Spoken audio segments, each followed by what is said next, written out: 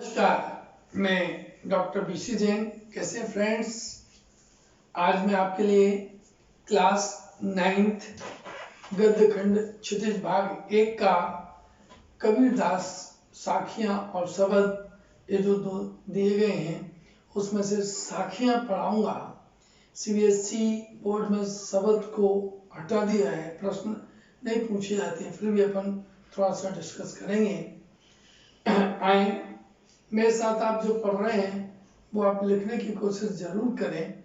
अगर आप लिखेंगे नहीं तो एग्जाम में आप प्रॉपर आंसर नहीं लिख पाएंगे, तो हिंदी में लिखने की प्रैक्टिस आपको अवश्य करना है। फर्स्ट,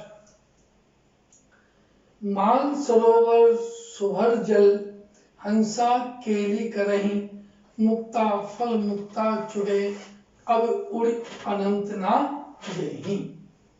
कबीरदास एक पक्ष विशेष का समर्थन ना करते हुए निष्पक्ष और संसार आसक्ति से रहित विचारधारा के कवि हैं।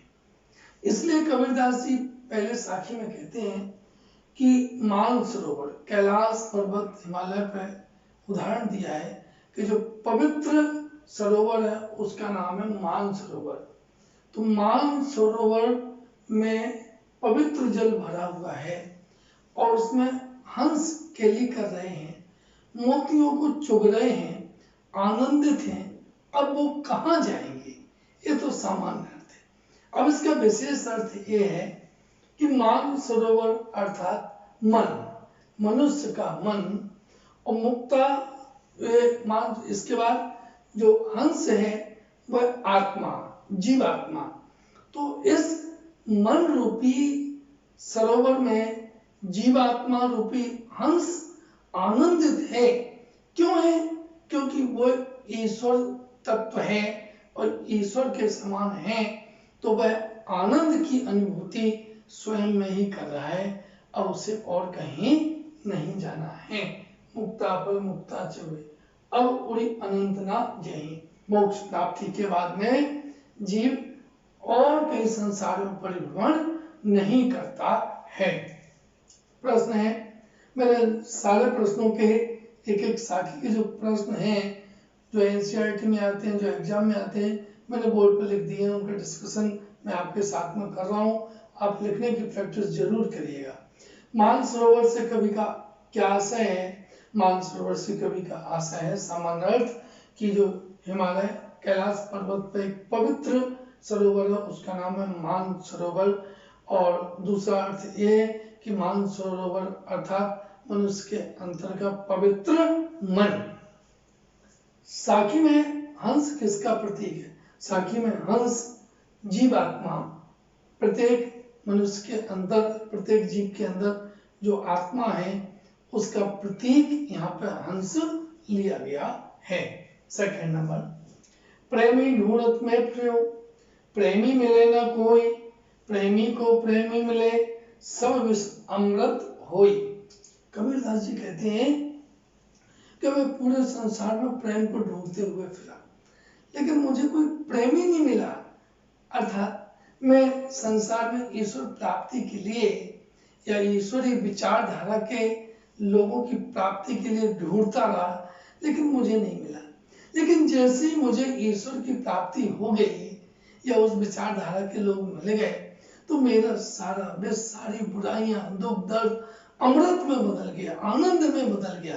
सब विष अमृत होई, प्रेमी ढूंढत में फिरो, प्रेमी मिले ना कोई, और प्रेमी को प्रेमी मिले, सब विष अमृत होई। अर्थात जब मुझे ईश्वर की प्राप्ति हुई तो मेरी सारी बुराइयां, सारे दुख दर्द आनंद अमृत के रूप में बदल गए। कभी ने सच्चे प्रेमी की क्या कसौटी बताई है? कभी ने सच्चे प्रेमी की कसौटी बताई है कि सच्चा प्रेमी मिलने से सारे दुख दर्द नष्ट हो जाते, सारी बुराइयां अच्छाइयों में बदल जाती हैं। विष और अमृत किसके प्रतीक हैं? विष संसार रूपी दुख कष्टों के प्रतीक है और अमृत आनंद अनुभूति सुख का प्रतीक है। नेक्स्ट, हस्ती चढ़ ज्ञान को सहज दुलीचा डार, स्वान रूप संसार है भूख न दे जग मार।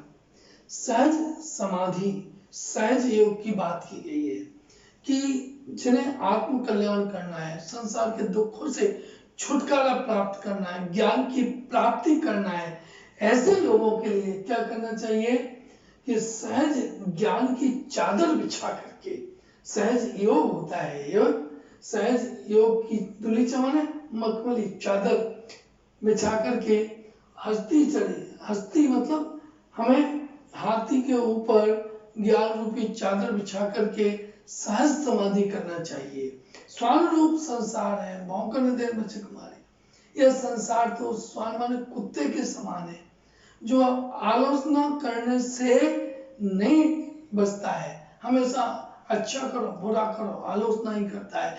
उदाहरण दिया है कि जैसे हाथी रोड पर सड़क पर चलता है और कुत्ते भौंकते रहते हैं, तो क्या हाथी पीछे मुड़ के देखता है? नहीं। क्यों? क्योंकि वो तो अपनी मस्त चाल में चलता है।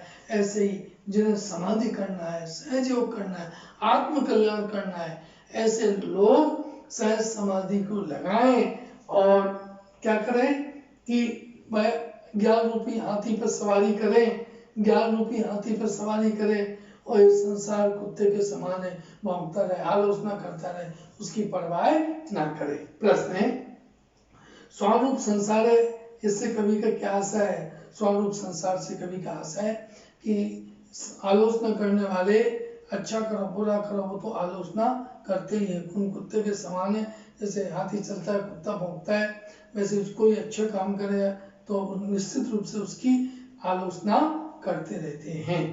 ज्ञान एवं संसार की उपमा किससे दी गई है? ज्ञान की उपमा हाथी से दी गई है और संसार की उपमा कुत्ते से दी गई है। स्वान, स्वान मतलब कुत्ता। नेक्स्ट, पखा पखी के कारण सब जग रहा भुलाए, निरपक हुई के हरि भजे सोई संत सुजान। हम हिंदू मुसलमान सिख ईसाई धर्म पक्ष विपक्ष इनमें फंसे हुए हैं। कबीरदास जी इनसे अलग हटने की बात कर रहे हैं कि क्या किया? पखा पखी के कारण, पक्ष विपक्ष धर्म संप्रदायों के कारण हमने मूल तत्व जो संसार का बहुमूल तत्व है उसको भुला दिया है। क्या सब जग रहा भुलान, सारा संसार इस पक्ष विपक्ष में भर करके ईश्वर को भूल गया है, अपने आप को भूल गया है, आत्मा को भूल गया है। जो निरपक्ष होता है और प्रभु का भजन करता है वही सुजान संत या सज्जन कहा जाता है। इस संसार में सच्चा संत कौन कहलाता है? इस संसार में सच्चा संत वो कहलाता है जो किसी पक्ष विशेष में ना फंस के, संप्रदाय धर्म अंधता में ना फंस करके निरपक्ष होकर के ईश्वर को बसता है, वही सच्चा संत कहलाता है। पखा पखी से कवि का क्या आशा है? पखा पखी से कवि का आशा है कि पक्ष विपक्ष अर्थात धर्म का एक पक्ष, हिंदू मुस्लिम सिख ईसाई सब अपने पक्षों में फंसते हैं, तो पक्ष विशेष को अंगीकार करना। नेक्स्ट, हिंदू हुआ राम कहे मुसलमान खुदाई, कहे रही सो जीवता जो दो के निकट ना जाई। हिंदू राम को मानते, मुसलमान खुदा को मानते, और कबीरदास जी कहते हैं कि वो ही सच्चा जीवन जीता है जो दोनों पक्षों से अलग हटके ईश्वर में मग्न रहता है। कहे कबीर सो जीवता दो के निकट ना जाए। बिल्कुल निष्पक्ष भाव से कबीरदास जी कहते हैं कि हिंदू राम को मानते हैं, मुसलमान खुदा को मानते हैं, लेकिन दोनों ही कोई ना कोई पक्ष धर्मांधता से ग्रसित हैं और जो दोनों के निकट नहीं जाता है वही सच्चा जीवन जीता है। कबीर ने किन धार्मिक संकीर्णताओं की ओर संकेत किया है? कबीर ने धार्मिक सांप्रदायिक जातिगत जो संकीर्णता है, धार्मिक संकीर्णताएं, पक्ष विपक्ष की संकीर्णताएं हैं, इनकी ओर संकेत किया है। कबीर के अनुसार जीवित कौन है? कबीर के अनुसार जीवित वो है जो हिंदू मुस्लिम राम रहीम इन सब मत मतांतरों से भिन्न ईश्वर के सच्चे ईश्वर की प्राप्ति के लिए प्रयत्न करता है, वही सच्चा जीवित है। काशी भया रामई भया रहीम, मोट चून मैदा भया बैठ कबीरा जी। हिंदुओं का पवित्र स्थान काशी और मुसलमानों को पवित्र स्थान क्या है? काबा। कबीरदास जी कहते हैं कि जो भेद है राम रहीम काबा काशी के, ये स्थूल मोटे रूप में है। सूक्ष्म तत्व में देखा जाए तो लास्ट में तो सबका उद्देश्य एक मोक्ष प्राप्ति, एक ईश्वर की प्राप्ति है ना। उदाहरण दिया है कि पहले जो मोटा आटा था, जो खाने योग्य नहीं था, जब वो मैदा हो गया तो कबीरदास जी आनंद के साथ जीने बैठ गए, खाने बैठ गए, आनंदित हो गए। तो कबीरदास जी ऐसे कहते हैं कि जो काबा काशी सब राम रहीम सब मिल गए कब?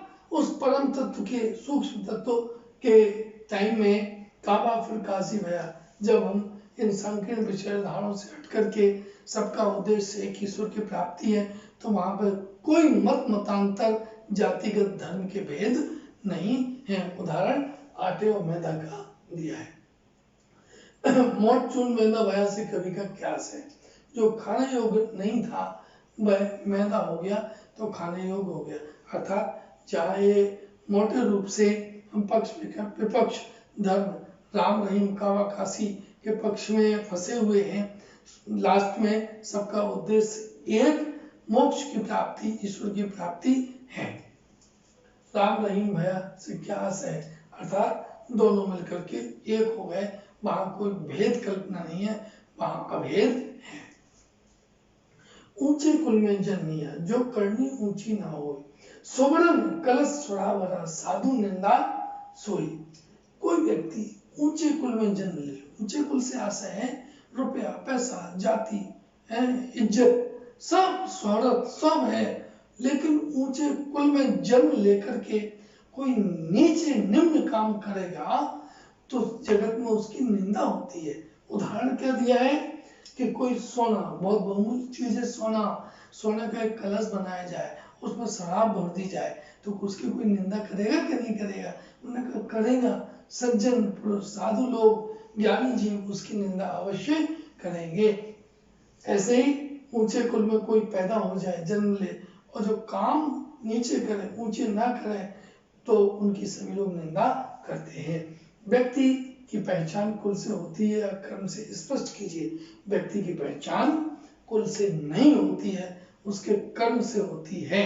अच्छे कर्म करेगा तो नीचे कुल वाला भी ऊंचा हो जाएगा, ऊंचे कुल में जन्म लेकर के नीचे काम करेगा तो उसकी सब लोग निंदा करेंगे। जैसे बहुमूल्य सोने की धातु के कलश बने हुए में अगर शराब भर दी जाए तो सज्जन लोग उसकी निंदा ही करते हैं।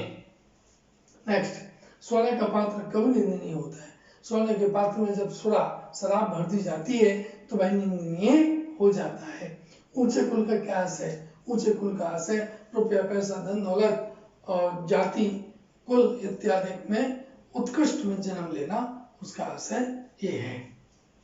अब यहाँ पे मैंने आपको जो साखियां हैं, 7 साखियां आपके कोर्स में जो कबीरदास की लिखी हैं, आगे 2 शब्द दिए हुए हैं, वो आपके कोर्स में नहीं है, लेकिन उसका एक इम्पोर्टेंट प्रश्न मैं आपके सामने डिस्कस करना चाहता हूँ। कबीर ने ईश्वर प्राप्ति के लिए प्रचलित किन मान्यताओं का खंडन किया है? कबीरदास जी ने ईश्वर प्राप्ति के लिए प्रचलित मान्यताओं निम्नलिखित हैं जिनका खंडन किया। लोग पूजा पाठ, आपके जब तक माला, पूजा, पत्थरों को पूजने में, तीर्थों पर जाने में, विभिन्न प्रकार के योग इत्यादि करने में, विभिन्न प्रकार के शारीरिक कष्ट देने में धर्म समझते हैं। तो ईश्वर प्राप्ति के लिए जगत में जितनी भी मान्यताएं प्रचलित हैं, उन सब मान्यताओं का खंडन किया गया है। ये प्रश्न देख लीजिएगा, मैंने जो पढ़ाया है इसको आपको लिख करके देखना पड़ेगा। आप बुक सामने रखें और आप एनसीईआरटी के क्वेश्चन आंसर्स जरूर लिखेंगे। आप लिखेंगे नहीं तो एग्जाम में आप प्रॉपर नहीं लिख पाएंगे। मेरा एक क्लास टीचिंग मेथड आपको अच्छा लगा हो तो मेरा चैनल है हिंदी उत्थान, उस चैनल को आप जरूर सब्सक्राइब करिएगा, फ्रेंड्स को शेयर करिएगा ताकि मैक्सिमम स्टूडेंट्स में से जुड़ सकें। लाइक करिएगा, बेल आइकन जरूर दबाइएगा।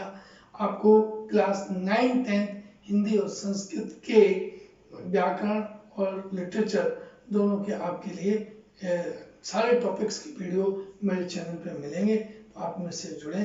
धन्यवाद।